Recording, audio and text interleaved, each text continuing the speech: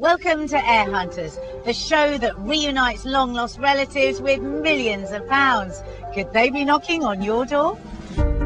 Coming up, it's David and Goliath in the Battle of the Heir Hunters. No one likes to be beaten. Our salaries sort of depend on results. Will the staff at Fraser's find the heirs to a small fortune, or will one-man band Hector Birchwood beat them to it?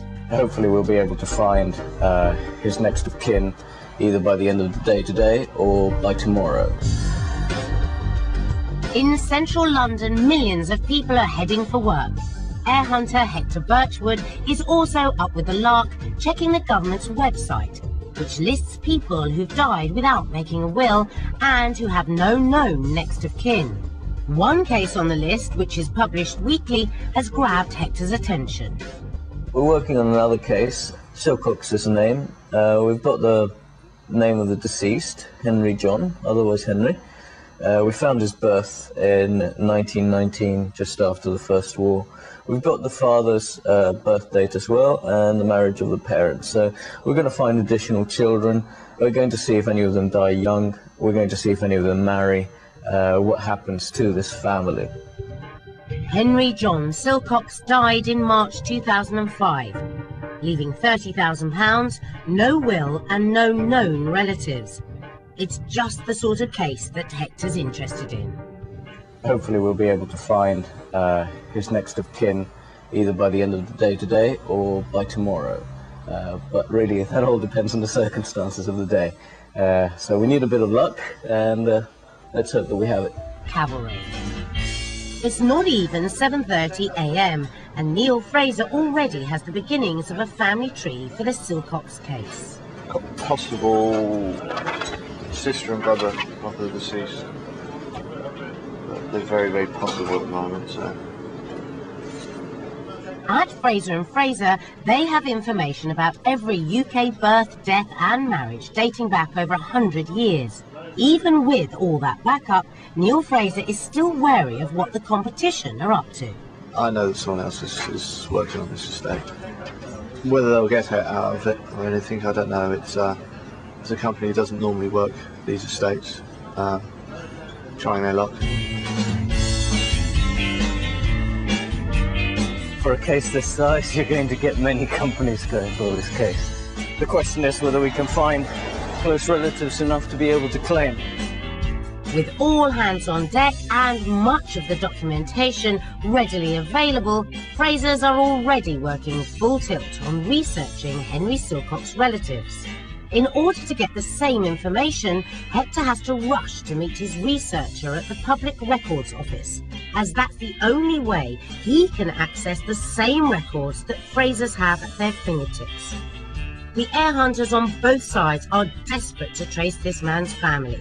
Speed is of the essence. If they are to make any money, they have to get to any heirs first. Each firm must build up a family tree. It will lead them back through the Silcox bloodline and show where he came from and who he's related to. It's from that starting point that both companies will be able to work out who the rightful heirs are to Henry Silcox's fortune. Shall we try this? From searching through the records, Neil almost immediately has a result. Close behind him, Hector also finds a birth certificate for Henry Silcox.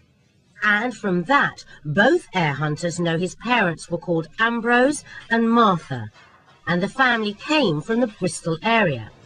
Back at Fraser's, most of the team are on the Silcox case. Because this was the first case to start work this morning, we had a lot of research early on it. We had one person on the road who is in Bristol. We've had manager-wise myself here, and I had assistance from the other 3 managers throughout. Hector is working on exactly the same leads as the team at Fraser's, but with just one researcher, and he's also pursuing the Bristol connection. The heir hunters have discovered that Henry's parents had another child, an elder sister called Doris. Doris died 40 years ago, but records tell Hector that Doris had 2 sons called Norman and Brian. These are Henry's nephews, and if they're still alive, they're entitled to his money. Hector checks the electoral roll and quickly makes a breakthrough. There we go, we got him. That's the second one. Has Hector cracked the case? He's going to have to move quickly because over at Fraser's, they've also found out about the nephews in Bristol and discovered that there are complications. We just found Brian and Norman, and they are two nephews to Henry. Both Brian and Norman are mentally handicapped, and we've been unable to interview them or really gain any family knowledge from the two of them. If either Hector or Fraser's are to sign the brothers up, they will have to go through the person granted their power of attorney. Right now, the next stage is whether we can get a contract from them or the people who can make decisions for them, and then we'll take it from there. Yes, way on the back end. Fraser's are hard on Hector's heels. Neil Fraser has already started to dictate a letter to the heir's guardian. We have been informed that you are the legal guardian of Brian and Norman, and therefore Fraser and Fraser would very much like to represent Brian and Norman in order to assist them in claiming their share of this estate. No one likes to be beaten. We all know that our salaries sort of depend on getting results. If we don't get results, then the company isn't going to survive. Fraser and Fraser will provide all relevant documentation and information relating to this estate. We're not going to make any money on this. We've had 20 odd staff working on it, and we'll be lucky to make a couple of £1,000.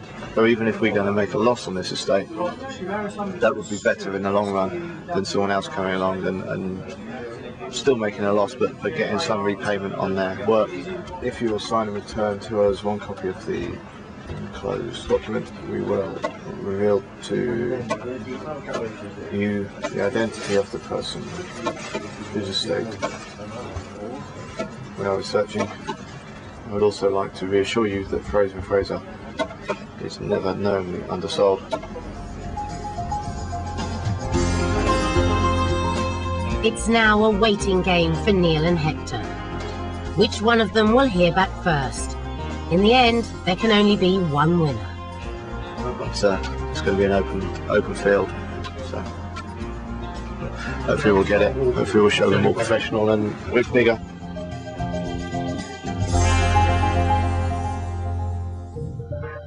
Both Frasers and Celtic Research are after the same heirs to the fortune of Henry Silcox, who's died without leaving a will. Whichever firm gets to the heirs first will make a tidy sum in commission. And it's coming down to a straight race between one of the most established companies run by the Fraser family and one of the smallest operations run by Hector Birchwood. I do not like any other company to get any contract at all. So even if we're going to make a loss on this estate, that would be better in the long run. It's nice to have cases that you win and you beat other people, and cases that you win even when there's nobody else around. Neil Fraser and Hector Birchwood quickly discovered there were two heirs to the estate, brothers living in Bristol. There we go, we got him. That's the second one. But to complicate matters, both brothers are in long-term care. Both Brian and Norman are mentally handicapped, and we've been unable to interview them. The brothers have a legal guardian, and both Neil and Hector have offered to act on the heir's behalf. All they can do now is wait to hear back. No one knows which firm will come out on top. The guardian acting for the brothers will contact either Fraser's or Celtic Research by post. So far, Fraser's have received no correspondence regarding the Silcox case, but it looks like it might be Hector's lucky day. Oh, great. Looks like we got a letter of agreement here on the estate of Henry Silcox. It seems that the carer who's got power of attorney on the estate has signed on behalf of Norman and Brian. So yes, they've agreed to our terms, and we've got a contract. So we'll be picking up the certificates as soon as possible, and we'll be submitting their claim by the end of the week. Every case is always different, But personally, I enjoy solving the cases that are most difficult, not necessarily the ones that are easy and we tend to beat everybody else. But it's nice to have that. It's nice to have both sides, you know. It always feels good, and it is nice to get paid for what you do.